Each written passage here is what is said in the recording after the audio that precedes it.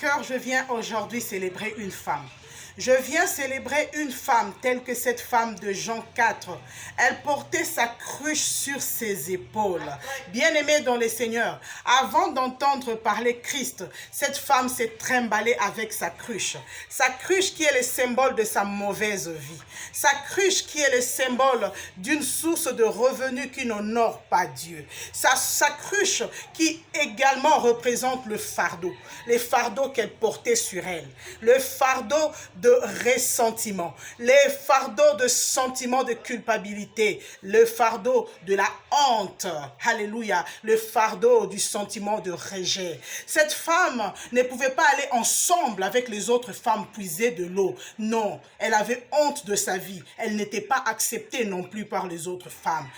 Elle qui est passée de 1, 2, 3, 4, 5 jusqu'à 6 maris. Elle n'était pas une femme côtoyable. Elle était une femme rejetée, délaissée. Mais c'est cette femme que le Seigneur est allé rencontrer à la source, au puits de Jacob.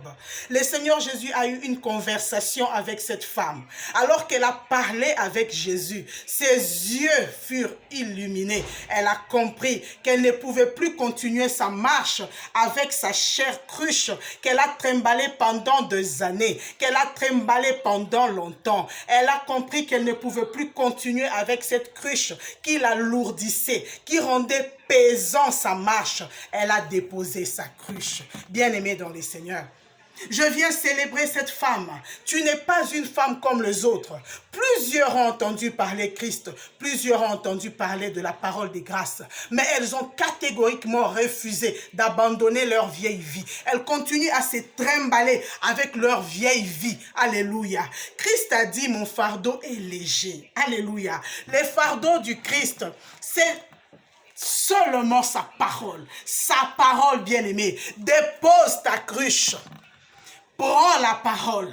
Comme cette femme, je viens célébrer cette femme qui a pris la parole, qui est partie en courant dans tout un village. Une personne qui ne pouvait même pas marcher ensemble avec les autres, mais qui a pu courir, aller pour annoncer l'évangile. Je viens célébrer cette femme qui a abandonné une vie qui semblait lui rapporter afin d'élever l'étendard de l'évangile. Je viens célébrer cette femme qui n'a pas regardé au prix coûteux du parfum d'albâtre, qui n'a pas regardé les parfums des nards purs, combien ça pouvait lui rapporter, mais elle l'a cassé aux pieds de Jésus. Je viens célébrer cette femme. Je viens célébrer cette femme qui a tout abandonné pour Christ. Bien-aimés dans le Seigneur, les gens qui ont laissé pour Dieu sont ceux qui ont gagné avec Dieu. Alléluia. Je répète, les gens qui ont laissé pour Dieu sont ceux qui ont gagné avec Dieu. Celui qui ne laisse pas pour Dieu ne gagne pas avec Dieu. Alléluia. Laisse et gagne. Bien-aimé dans le Seigneur, l'on sait que tu marches avec Dieu lorsque tu laisses pour Dieu. Alléluia. Mais pour arriver à laisser pour Dieu, tu dois lui faire confiance. Plusieurs aujourd'hui n'ont pas fait confiance à Dieu, n'ont pas fait confiance à la parole de la grâce. Voilà pourquoi ils ont continué à transporter leur cruche.